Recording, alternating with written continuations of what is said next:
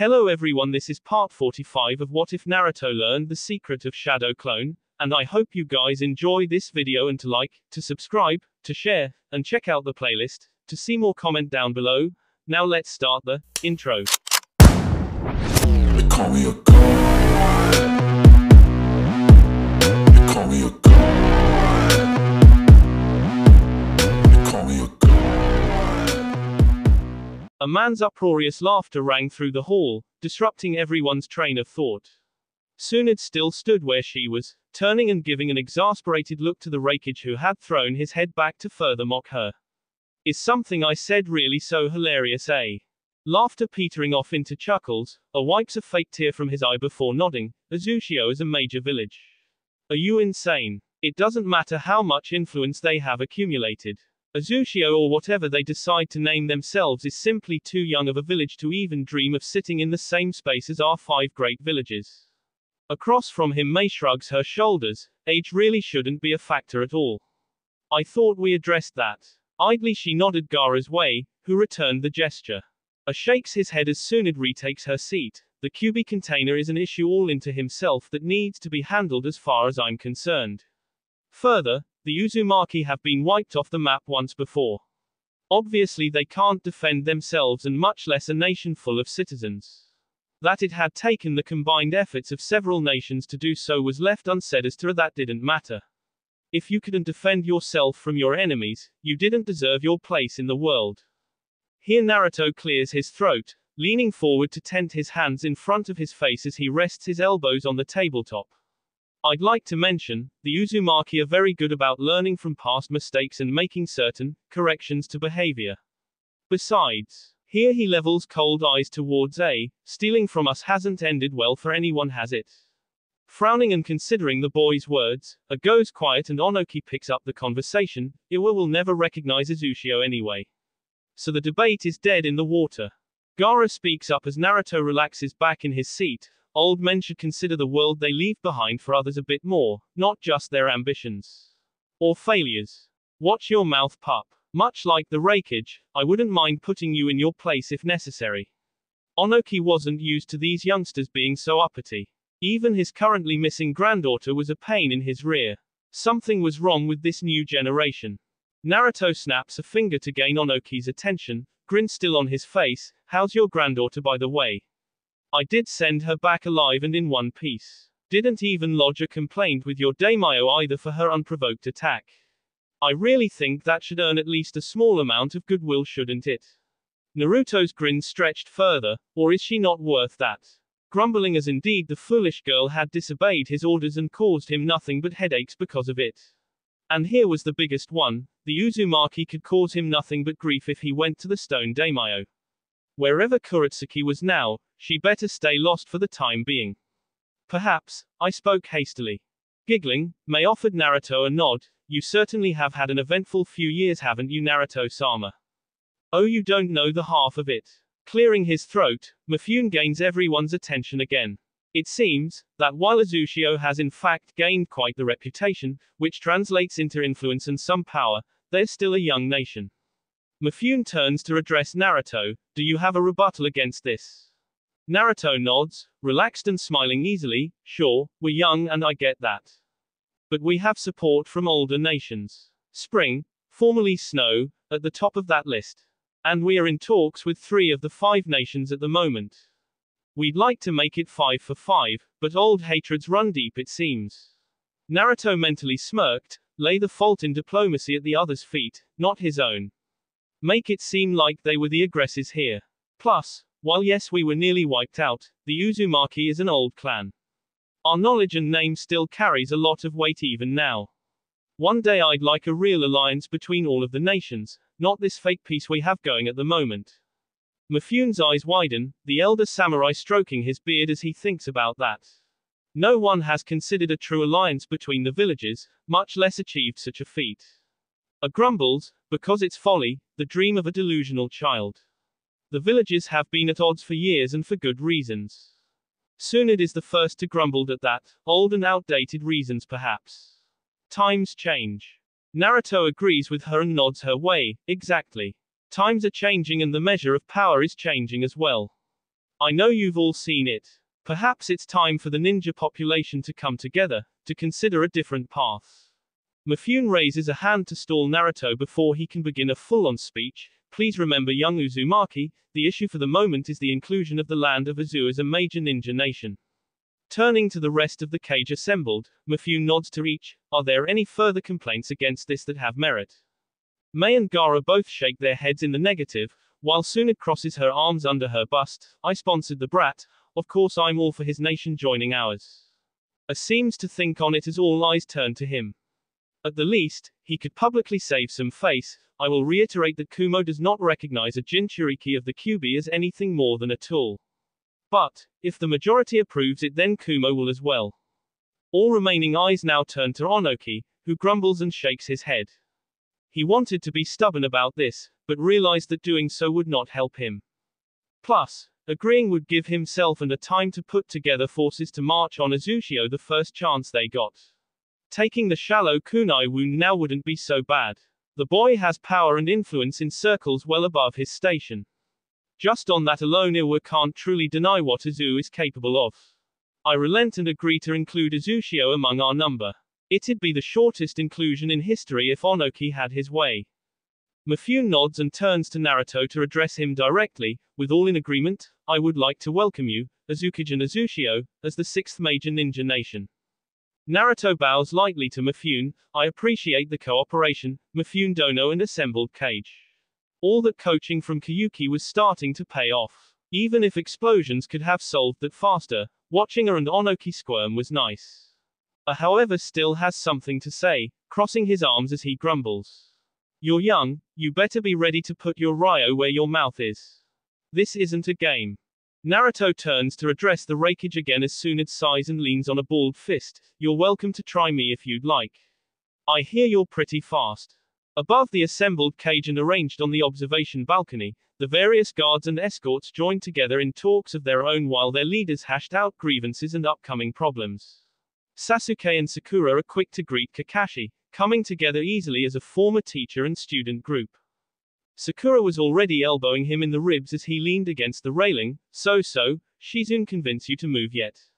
There's some really good beachfront in Wave you might like if you don't wanna come to Uzu proper. Sighing, Kakashi tried and failed to wave her off. Shizune and I have talked, and we're going to decide on what to do next slowly. Sakura ribs him some more, literal and metaphorically. Oh come on. You know you wanna. Just think, Shizune senpai in a bikini, daily. That did get Kakashi's attention, but he quickly shook his head. I shall not be tempted. Sasuke nodded to Kankuro as the Sand siblings came to join them.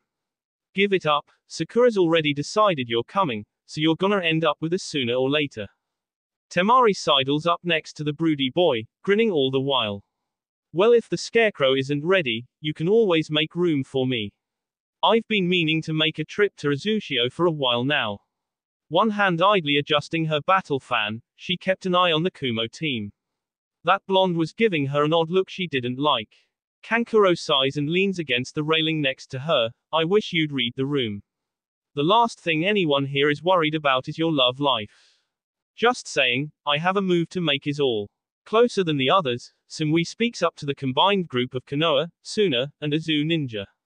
It's odd, but with such powerful figures in their company, is Uzushio really the peaceful nation that it portrays itself as?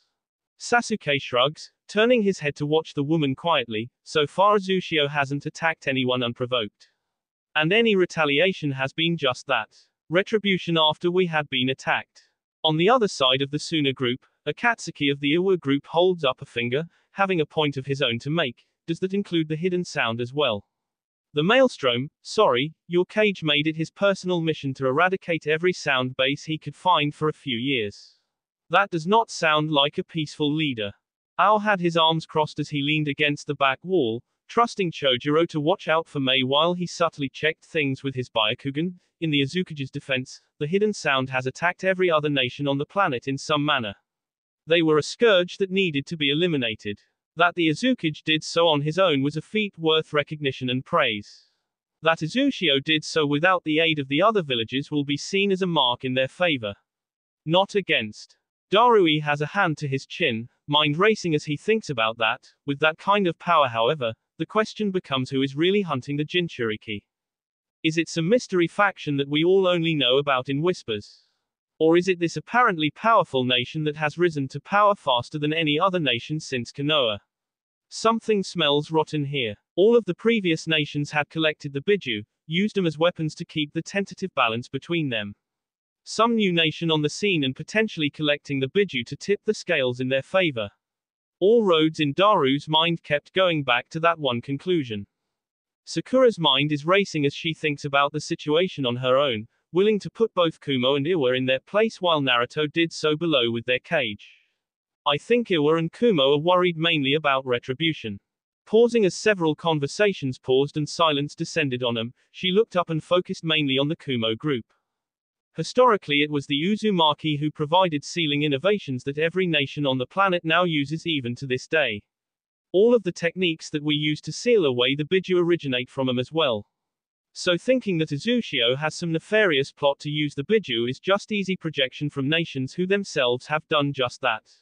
Here Sakura grinned and winked at him, historically speaking of course.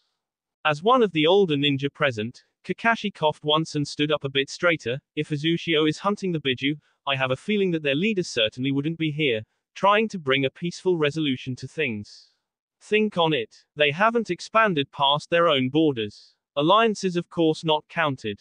Nor have they resorted to heavy-handed tactics or strong-arming to get other nations to comply with them. Chojuro hums at that, leaning over the rail and steadfastly watching his cage attentively. I'm curious if that means Uzushio can be trusted or not in the end. He knew his cage trusted them sure, and they were good on their word for helping Kiri when asked. Trust was hard won in their line of work though, and even now he still had doubts.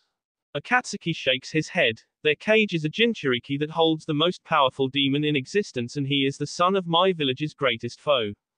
Unfortunately, even if everything he says is true, my village simply will never accept him. The ninja might slowly come around though it was doubtful, but never the citizens. Darui nods his head as well. I have to agree. For Kumo's own reasons, trusting the Uzumaki has a null chance of happening.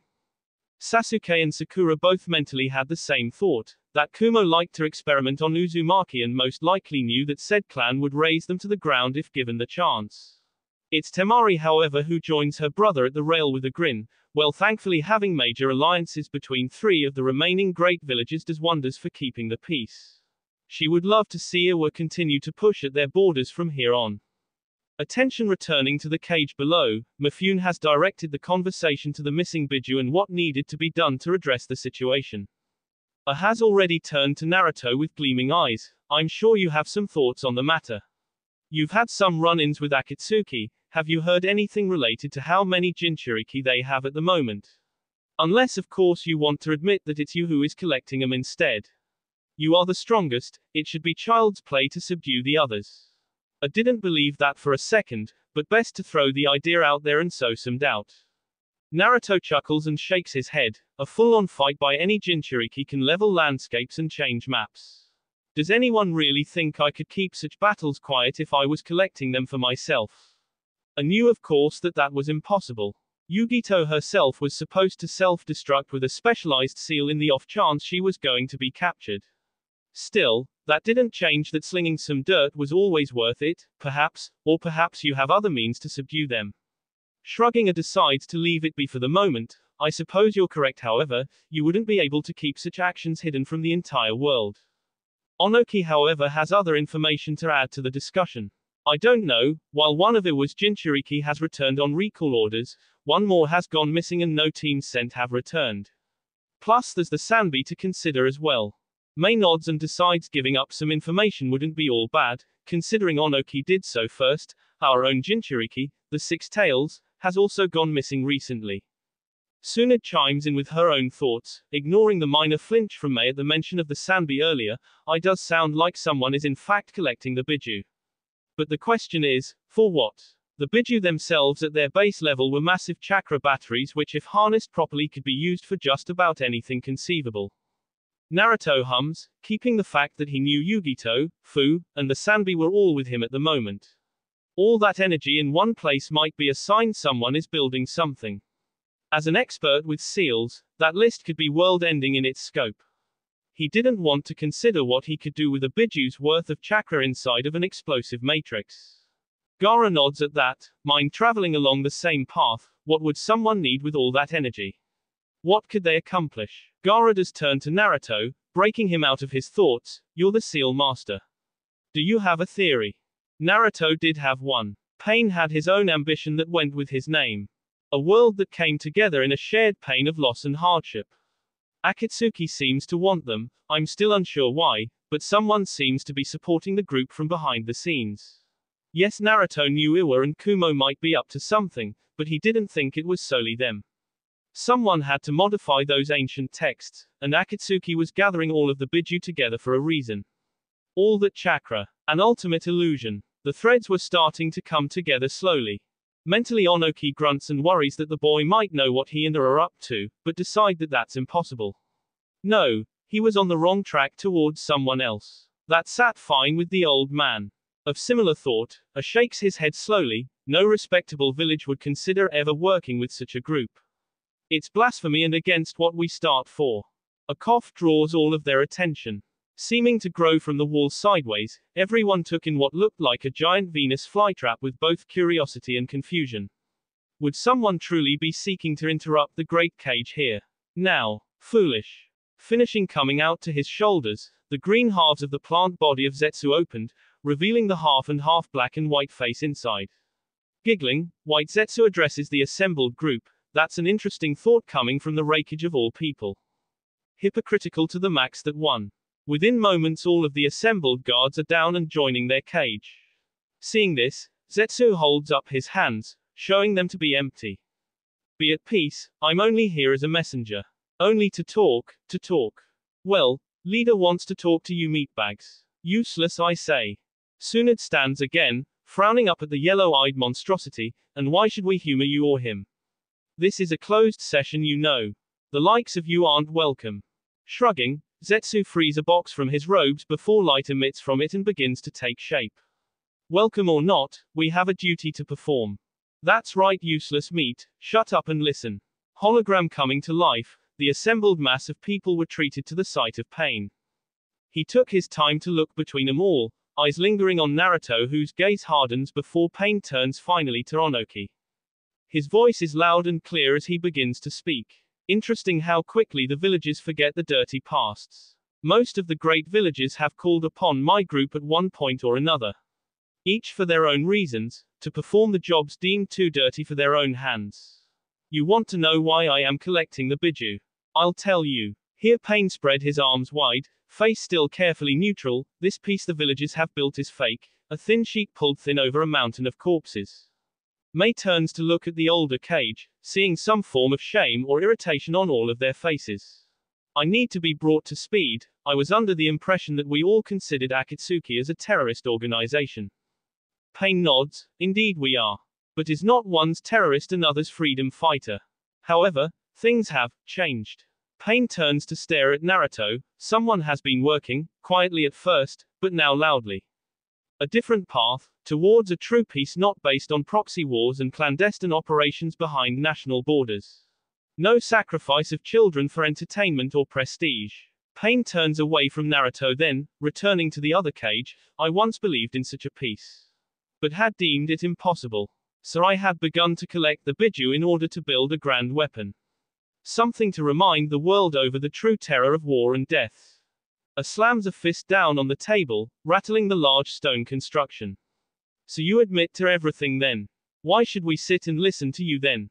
Pain holds up a single hand, to which Naruto tenses slightly before reminding himself that this is just a hologram. For now, I wish to come before you to admit that Akatsuki is halting its operations for now. Because someone has challenged us on the basis that real peace is attainable, we shall sit back and watch. I believe you shall tear yourselves apart without my aid. But, if he is correct, then men like me will no longer be needed in this world. Naruto grunted but kept his eyes locked on the older Rinnegan user. So you're going to sit back on the hopes we self-destruct, huh? How benevolent of you. Pain locked eyes with him, noting Naruto's blue eyes with a frown. I told you once. This world may just show you that my path is the correct one. The only path. Peace is possible for us without bloodshed. Pain smiles. While Iwa had asked us for a favor, we'll be putting that on hold for now as well. Spreading his arms out and seeing everyone but the cage tense, Pain decides this would be much more enjoyable. Don't worry. I will happily crush your villages one by one if you choose to challenge me. Stands, chair sliding back with the force of his movement, Akatsuki is just a collection of failures. The might of the cage would wipe your little group from existence easily. May doesn't like agreeing with the rakeage but does acknowledge that in this he isn't wrong. Why should we worry about you? Your threat seems very minimal to us. Pain shrugs, hands lowering slowly. You'll just have to continue on your current path to find out for yourselves. He turns once more to Naruto and bows with a smirk on his face. I with you luck, young Azukage. You're going to need it. Voice fading away as the hologram vanishes, Zetsu is left alone to giggle. Oh what fun, what fun. I'm sure you lot can figure it out what comes next. Beginning to sink into the wall, White Zetsu gives them all a jaunty wave. Black Zetsu isn't having it. You'll all burn one day. You can't help but murder one another after all. I look forward to it. Finishing sinking into the wall, the assembled group is left in silence. Silence that is ruined by Naruto turning to face Onoki head on. So, you've got ties with Akatsuki then? Wanna explain? Crossing his arms, Onoki huffs and turns up his nose. I don't have anything to answer for. Especially to the likes of you and your accursed blood. Clearing his throat, Mifune tries to steer things away from what could become a conflict. With this admission from Akatsuki, we now know what has been happening to the Jinchuriki. This now raises the question, what happens next? If they are being honest. Tsunade's reply is near instant and she gains everyone's attention, and it's a big if. That means the largest issue is in fact what we can do to lower tensions among our nations. Zetsu, or half of him at least is correct. We're likely to tear each other apart at this rate. Gaara agrees with that assessment as well. Tsuna has no grief involving the other nations. Having recently been used and betrayed by Sound, we've been endeavoring to reform ourselves. Especially for our misdeeds against Konoha. May sighs as she nods along. My own village's history is a long and bloody one. That takes time to wash clean, but it'll never fade. We won't run from who we used to be, but we joined with the zoo after all in order to show the world we wish to be better. Naruto nods to her. Well, I certainly believe in you. Of course you do, brat, they're helping you. A's voice cuts through the moment and all eyes turn to him. Crossing his own arms, he considers what to say. Kumo will continue to keep to itself for now. We will not antagonize Azushio, but we aren't welcoming you yet either. Prove yourselves and I may just change my mind. A's eye hardened as he looked at Naruto specifically. I need to see your grit as a man. You understand. Naruto is grinning as he leans forward to match A's gaze. I'll happily meet up with Ya so we can hash things out. Man to man. You've got no chance, boy, but you're welcome to waste the effort. A nods resolutely once as around and the guards all slowly return to the balcony and out of the way now that the intruders were gone. Onoki grumbles and adjusts himself on his cushion. This is all so pointless. Azushio being one of us means nothing. Not until they prove that they actually want to work towards peace. Something they claim they desire. Onoki points a thumb towards Tsunade. Just like the Leaf Village, Azushio could be an iron fist wrapped in silk. No different from the rest of us. Shrugging it off, Naruto could see that apparently he had rattled the old men. You're the one who seems set on provoking us. Keep it up, you'll find out what Azushio is willing to do to protect themselves. Tsunade sighs as she turns to the boy who she had a feeling was 2 steps away from enacting violence. Careful, Gaki, there's no reason to rile up the Tsuchikage. It's just old man bluster. The old man needs to lighten up some. I'm not gonna do anything to him. Naruto winks at her before relaxing back in his seat. Kids these days. You impertinent little snot. Back in my time we respected our Ak. Having rushed to his feet to shake his fist at Naruto, he was now holding his back while doubled over. Ah, curse these old bones. Giggling and shaking her head, May is all smiles as the mood relaxes a tad. Perhaps Lord Tsuchikage should take some advice and relax some.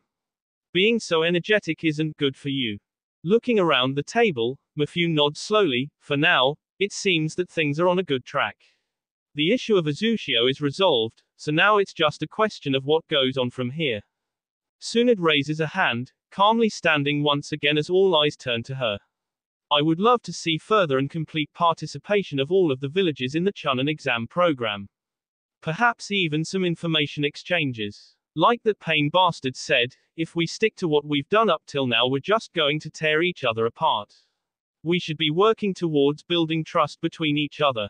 Gaara agrees first. Suna has no complaints about this and would be happy to up our participation in the exams. What information would the villagers be sharing with one another? May's question has everyone thinking. What was on the table here?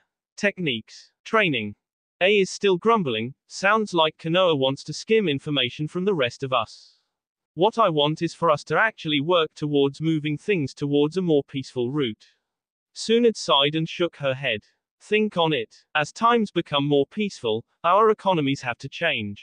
Look at Izushio. While their military is growing and a good portion of their economy is coming from missions much like ours, a larger portion is technological exports. Naruto holds up a finger with the largest shit-eating grin he could muster at the moment. Those trains weren't cheap to set up, but now every country linked with them can't live without them. Hot spring, frost, rice. Kyuki wanted to add the lands of fire and wind to the network soon as well if her eventual negotiations with the Fire Lord went well. Sunad nods and continues, Konoha has medical tech and knowledge that we would have no issues sharing. Technology geared more towards civilian life, especially staples like farming. Everyone seems to think about that. Murmurs break out while Naruto snaps his fingers. I'm sure it would take some convincing, but Izu wouldn't mind a technological exchange.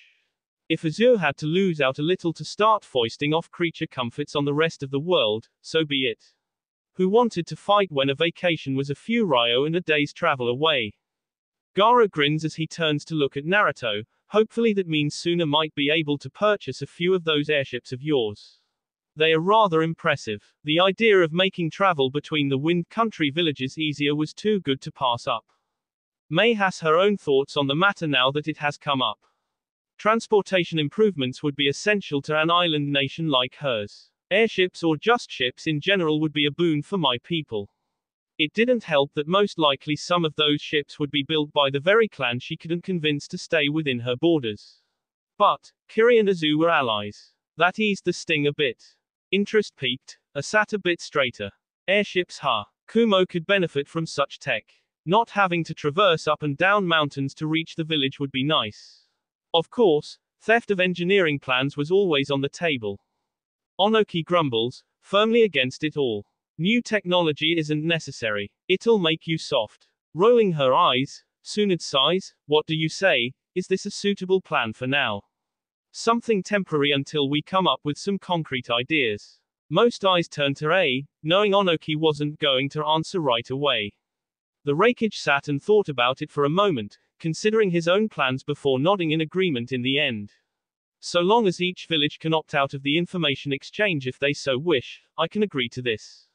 Naruto nods, that works for me. May hums, I hope no one opts out, this sounds like a good first step. Still all grumbles but seeing no one changing their minds, Onoki finally relaxes back with a heavy sigh. Fine. Maintaining peace through the great nations is what is most important for now. Not that I consider Izushio one of our number just yet.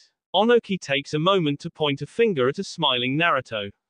Be warned, son of the Flash. One wrong move from you or your people and Iwa will be there to crush you. Oh, don't worry, old man, I've got a version 3 with your name on it. Just try me. Sunad again sighs heavily and turns to May, we really should send the men outside to beat the snot out of each other. She turns to address the so far quiet and very polite Kazekage, Gaara, don't you dare turn out like them. Meatheads don't make it far in life. Gaara nods with a grin as Naruto rages at Sunad instead, I promise I won't start the bad habits. May shakes her head, watching the loud blonde banter with Sunad, I don't know, it's rather exciting isn't it? Pausing to turn and wink at her, Naruto gives her a thumbs up, there's always something exciting with me around. If I was a dozen years younger I would you something you pup. Onoki's reply was near instant and had Naruto turning his way next. Waving him off, Naruto groans, if that's your mindset you should retire then. Put someone in change who'll fight me. You uppity brat. Why Ayak? Interrupted in his ranting again, Onoki doubles over, Akatsuki. Chuckling as the young man comes down to help his grandfather, Mifune turns to address the rest of the leaders. It seems that all relevant issues have been dealt with for now. Shall we call an end to this summit? Unless someone has something to add, of course. Naruto raises a hand, turning directly to the Raikage. I only have one question. Just one. A nods while raising an eyebrow at the kid. Why did it seem like his demeanor was suddenly very different? Make it quick, the journey home is long. Sure. Grin turning feral, Naruto keeps a firm gaze on the older and larger man. Tell me. Orochimaru was operating in your country as well. I was hunting him because he had been experimenting on the remnants of my clan. But the base was already raided when my people got there. You wouldn't happen to know anything about the Uzumaki that were there, would you? A little lie, but not completely. Naruto had been hunting Orochimaru and his bases because he wanted to wipe him off the map. Finding and saving the Uzumaki was a nice and very serious bonus. He hadn't learned about the group until after he had found and started battle with Orochimaru after all. Shaking his head, I understood now. I know nothing of the sort. My operatives did find the base, but it was a burned out husk when we arrived. We left it be. Must have just missed your own team. Naruto nods. Must have been a bad rumor I heard then. My mistake. I withdraw my question. I'm going to gut him. Woohoo. Finally some real violence from you. Don't egg me on, it's really hard to keep this in. I know. Kurama sighed before knocking a fist on the simulated ground under him. Like you said. Be patient. You'll have your chance. You scattered your clones, yes. Yeah. Onoki and a both have seals on 'em now. Mifune looked around and noticed that no one else seemed to want to bring anything up, so stood slowly to address all assembled. That will be the end of it then. This ends the Cage Summit and the introduction of the 6th Great Cage. Mifune bows to all assembled before being escorted away by several of his samurai. This left the cage to stand and make preparations to leave themselves, their respective guards returning to their sides quietly. A is the first to leave, strong strides forcing those with him to almost half-jog to keep up. Behind him Samui watches the Azushio group quietly, something unspoken there as her eyes trail Naruto before she turns to leave with her team. Naruto catches her eye for a moment and wonders at what she wants. Behind her the redhead, Karui, stares him down with not quiet hostility, but not a friendly look either. Winking at her and getting a scoff in return, he could tell she was an Uzumaki of blood. But most likely just blood. There was no love there. Leaving, Karui grumbles and turns fully away from the Azukage. He gives me the creeps. Is he really that powerful? Omoi nods, deep in thought. I think you worry too much. Perhaps he's interested in you. As if I'd bite my own tongue off. She really, truly wanted nothing to do with the Uzumaki. Past or present. Omoi shakes his head, thoughts already racing. Well, think about it. It would smooth political issues between our villages if he was. Maybe you'll get married off. But then you would have kids with a real Uzumaki. Which would thicken their blood and maybe gain some of their traits. Which would give Kumo our dreamed super soldiers, born from the union of you and. He stopped in his rambling as Karui smacked him in the back of his head, hard. Fist clenched, Karui leaned in to whisper harshly to the overthinking man, keep it up, I'll gut you in your sleep. Sighing and shaking her head, Samui wishes things could be simple just once. Knock it off, it's a long way back to Kumo after all. No reason to fight the whole way. Which they would if left alone. She knew that well enough. Having snuck her way next to the explosive blonde, May was poking a well-manicured finger into his chest while he chuckled nervously. You know, you haven't visited me once in Kiri. A woman might think she was unwanted at this rate. I've been meaning to, but events have kept me busy is all. Nothing more. Naruto nodded quickly at the auburn-haired woman. Just his luck, he might have to take Hinata to task for egging the Mizukage on. How about I come visit after this? I feel like you aren't being very fair. You have time for everyone else except for little ol' me. Naruto wanted to dispute that, because there was absolutely nothing that was little about this bombshell of a woman, but held his tongue. How about I give you a ride? Seeing her eyebrows skyrocket and hearing a gasp or two, Naruto raised his hands quickly and waved them back and forth. On the airship, We can chat on the return trip and you can take a ship back to Kiri from Azushio. Ooh. How very delightful. I'd love that. May snapped her fingers as Ao and Chojuro came up to her shoulders, we will be joining the Azushio party on our return trip. Outside but nodded, yes Mizukage-sama. Tsunade butted her way in, Sakura having nabbed Kakashi and were already walking away with him, and just where is my invite, Hagaki? Rolling his eyes and turning to see Gaara and his siblings just behind Tsunade, Naruto waved a hand towards the hallway that would take them outside. How about I just bring everyone back to Azushio? We have enough to talk about after all. Naruto was grinning as he leaned to the side and saw Onoki being carried away. How about it, old man? Wanna visit Azushio? Leave me alone, you brat. Only way I'll trust being on the same vessel as you is if the world is on fire. Everyone in the Kiri, Azu, Suna and Konoha group watched the Iwagakure assembly leave, each in their own thoughts about the old man and his demeanor. Sasuke is next to Naruto, grunting and crossing his arms over his chest. Think he's going to be a problem.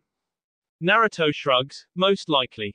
Kakashi tried and failed to remove Sakura from his arm as she tried, again, to convince him to come to Azushio with Shizune. Considering the history between Iwa and your father, it's almost assured that he is going to be a problem. Naruto grins, well, I have something for Onoki both. I'm not worried at all. Sasuke sighed, knowing good and well that Naruto did in fact have something planned for both Elder Cage. Please don't overdo it. No promises. Gaara chuckled, coming up to join them while his siblings flanked him. I wouldn't mind a visit to Azushio. We have the time. Plus I have something to talk about with you anyway. He could already feel Temari's stare on his back. Meddlesome woman. Tsunade starts to walk alongside Naruto as they make for the entrance. So long as you drop us off in Konoha, I'm all good. We have no reason to go all the way to Azushio. Naruto hummed in response, and Tsunade slung an arm over his shoulder. I mean it, no kidnapping me. I've got enough going on back home. Another hum, and the hold became a headlock. You brat, you can't take me to Azushio just to screw with my counsel. Sakura sighed, looking back as Naruto didn't seem to fight at all as he slowly turned blue. Sensei, he could answer if you didn't suffocate him. Blinking, Tsunade looked down to the young man bent over and stuffed under one of her arms and face first into her breast. Can't be, he's not struggling at all. Naruto held up a thumbs up, and that sent up alarm bells in her head and she quickly let him go. Maybe you did take after Jiraiya a little too much. I nearly died a warrior's death. Catching his breath, Naruto bounced away from Tsunade. You ogre woman. I'm a Cage now, you can't manhandle me like that. You're a big boy, you can take it. Tsunade grinned and hooked a thumb towards Mei. He wanted to make her life hell, did he? Two could play at that. I'm sure you wouldn't complain if Mei did it. Blushing, Mei put her hands to her cheeks, shaking her head back and forth. Why I could never. So scandalous. At least, in front of people. Now behind closed doors. Naruto didn't miss a beat however. Well of course, she's actually young and hot.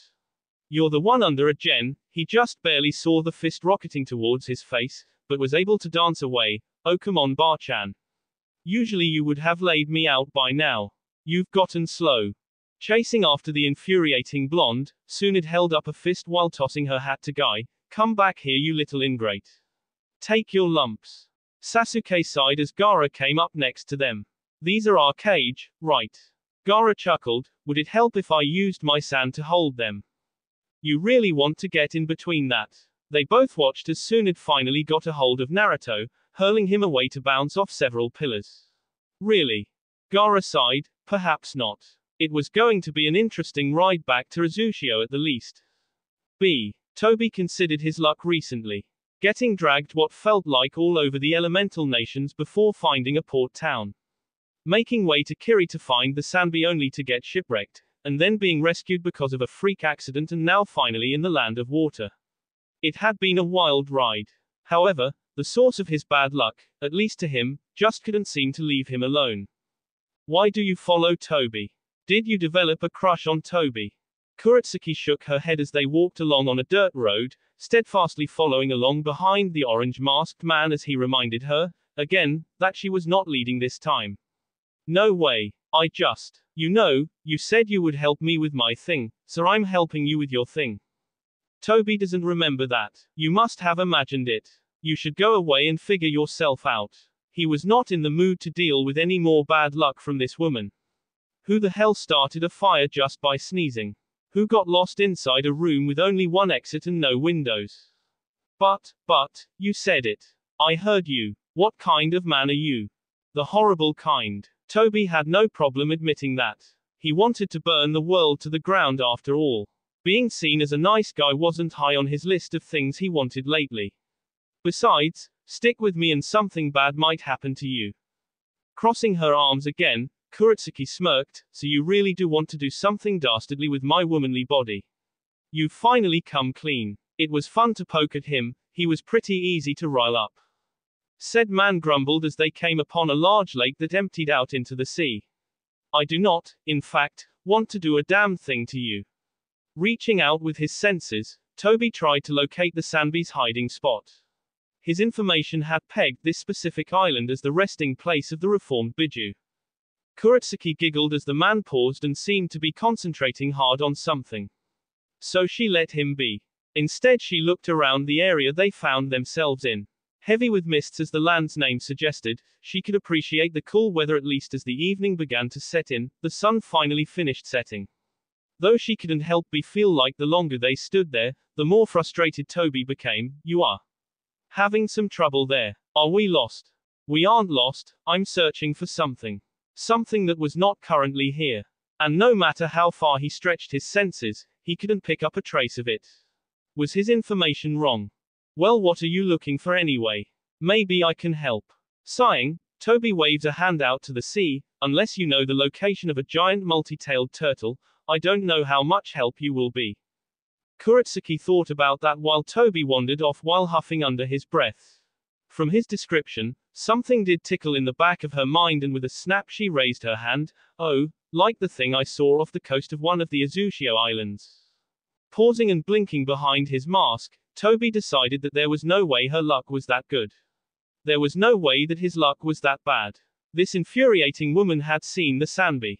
And hadn't said anything. Well, he hadn't exactly told her that he was hunting it after all, had he? You. What? Kuretsuki nodded. Yeah. When we were on the boat after being rescued, I saw a huge dark shape in the water with 3 tails. Or maybe it was 3 heads. Now that I think about it, Kuretsuki paused as suddenly she could see very clearing a spinning red eye behind that mask. I know I joked about it, but I will kill you if you try anything. You clearing saw something with 3 tails. Watching Kuretsuki nod, Toby sighed and turned to begin trudging back to Kiri without a word. Was it karma? Had he done something horrible in a past life to deserve this? No. He blamed Kakashi for this. Jogging to catch up, Kuretsuki was more than a little curious. Everything okay there, buddy? Where are we going now? What are you hunting anyway? Doesn't matter, we're going to Azushio. Oh yay. Does that mean you'll help me? Yes. Anything to be rid of you faster. Oh, don't say that, I think you're warming up to me. Kuretsuki giggled as Toby continued to grumble under his breath. This guy really needed to lighten up more. But at least they were headed to Azushio now. That Izukage better be prepared for the fight of his life. B. Lounging about on a couch on the observation deck of the airship, Naruto contemplates what he was going to do next as night has fallen. Sipping on a drink while his free hand stroked through Hinata's hair as she slept with her head in his lap, he wondered about how long it would take for the Raikage to return to his village. He had patience, but not that much after all. Across from him a surly-looking Tsunade dropped down on the couch on the other side of a messy low table he had been using earlier, a large bottle of sake placed down between them on the waiting table that currently held paperwork. Sighing, Naruto gave a bored look to the old woman. Really? Shaking her head and pouring herself a glass, Tsunade grins as she reached forward and refills his own. Not a word, it's been a long day and we have more to talk about. Oh, like what? Things have been pretty calm between us, haven't they? Ino and Hinata still make regular monthly visits as well, don't they? Oh sure. Except the one person who needs to come and visit from time to time. You gallivant all over the world, saving princesses and destroying bad guys, but what about me? Left and forgotten, that's what. Taking a sip and relaxing back, Tsunade let herself relax with this young man. Please don't take after Jiraiya too much. Love him, but he's an idiot through and through. Oh ho, so you finally admit it, do you? Say a word and I'll skin you alive. I like my skin where it is, thank you. Good. Tsunade is back to grinning. Besides, someone has been stirring up the hornet's nest. The Hyuga have been bothering me non-stop ever since their branch family left. And now that Hanabi is missing. Ugh. Tell me you don't know anything, pretty please. Woo. The Hyuga are missing an entire branch of their family. That is big news. Crazy. Naruto sipped his drink while Tsunade watched him quietly. Her own drink paused at her lips. What? Tsunade grunted and turned away. If Hiashi ever finds out about the Hotaru, and them being in Azushio, he's going to raise hell. And you know what? You're dealing with him, not me. It's your turn. What are we, divorced parents? He's your problem, not mine. You screwed his eldest daughter on his desk and then left with a majority of his family. This is absolutely your problem. Even if it had been worth a few good laughs at first. It was now becoming a problem. Seriously though, do you know anything about Konohamaru and Hanabi? Nope, but I'll tell my ninja to keep an eye out for them.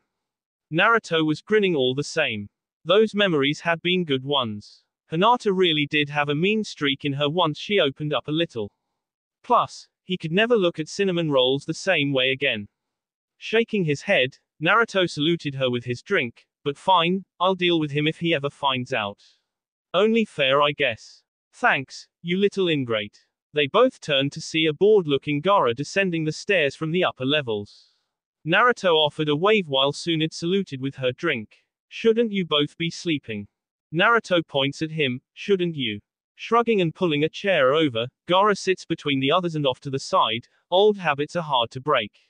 I'm still so used to being up all the time. How's the seal doing anyway? Need it looked at? Naruto had been curious about it and was comforted to see Gaara shake his head. No. In fact, Shukaku and I have been talking. Not much. But, enough. Gaara shrugged again and easily accepted a full drink from Tsunade. We aren't friends. Barely allies even. But it is a start. Naruto nods. Well, good luck. Just know that I'm around if you need me to kick the shit out of him. I'll keep that in mind. Oh ho, more meetings without me. I'm hurt. Mei wasn't far behind Gaara, coming to join the group as well even if it was getting late in the evening. She instead chose to join Naruto on his couch, sitting on the opposite side from Hinata. What am I missing this time? Tsunade hands her a glass with a grin, not much yet. Just some griping and easy drinks. Feel free to complain all you want. Mei accepted the glass and leaned into Naruto. Less complaining, but I do have so many questions for Uzumaki-sama here.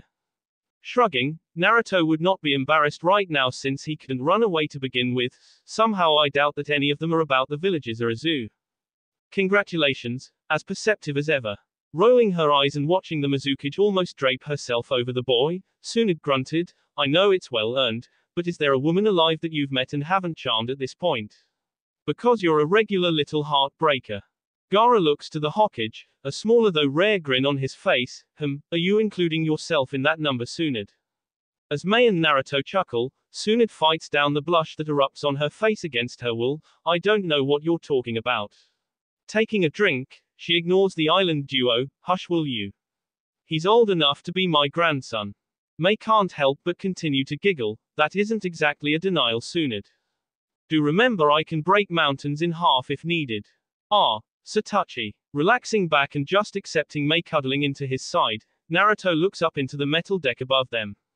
Mind trailing on his only real and constant concern, I wonder. Do you think a real peace is possible with the world as it is now? He can feel all eyes on him and continues along after taking another small drink. Iwa's making moves to do something in the near future. And Kumo. They've already attacked Azushio once, even if it was through proxy with the Land of Sky. Is Kumo going to continue this proxy shit? Is Iwa going to join in? Naruto sighed and shook his head. It's like they want a new war to start. He had no doubts about how well it would go for them, but of course, he couldn't be everywhere at once. They'd get lucky and then. Well, Kurama said, people respected what they feared. Tsunade had a bit more experience and shook her head at his concerns. Kumo at least knows they can't continue as they have been. Your village sent the Land of Sky packing with absolutely no losses on your end. That's a huge deal as the Land of Sky was formerly one of the most feared nations on the planet. No, Kumo won't try that again. None of the smaller nations even match up to Sky, much less you. Gaara nods with her conclusion, though his mind latches onto what was left. That means something smaller. More subtle then. Kumo is good at that. Mei is curious, looking down as she thought and ignoring the very solid muscles under her back. Something like a strike team then. Or a single actor. An assassin would fit. Naruto said aloud, free hand still stroking Hinata's hair. Not sure it'd be a problem for me though. Tsunade points at him with her glass. That's the point though, you won't be the target. This is Kumo, they'll hit at something precious to you to force you in line with what they want you to do. Here she looks pointedly at Hinata in his lap. It's well within what they have done in the past. Sighing, Naruto grumbles and thinks about a conversation he had with Pain high above the streets of Rain.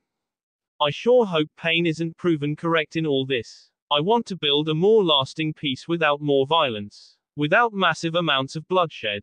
Thinking about it and eventually shrugging, he does concede one point. Though, Azuchio won't shy away from bloodshed. We will defend ourselves however we must. We were too close to utter destruction in the past.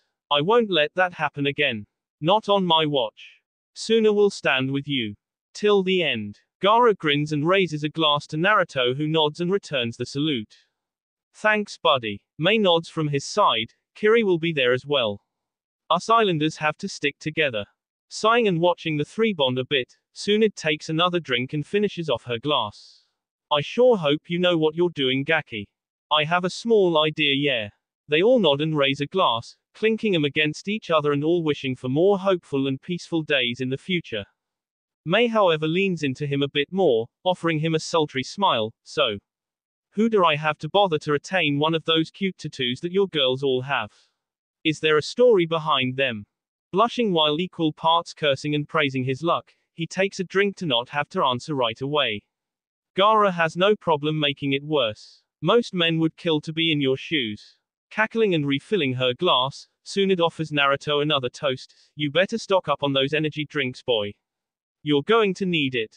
Should she be a bit more worried that Mei was hunting the younger man? Maybe. Would it all be too hilarious to stop?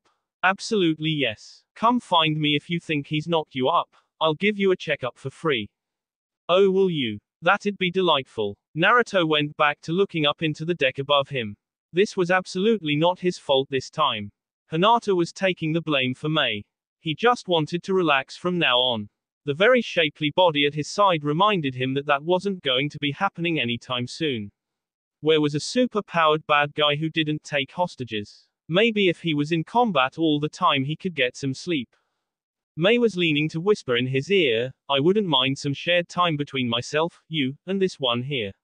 She's fun. Never mind, his life was awesome and there was no need to change it. That will be all for this video. Be sure to like, subscribe, share, and comment down below for more videos. Goodbye.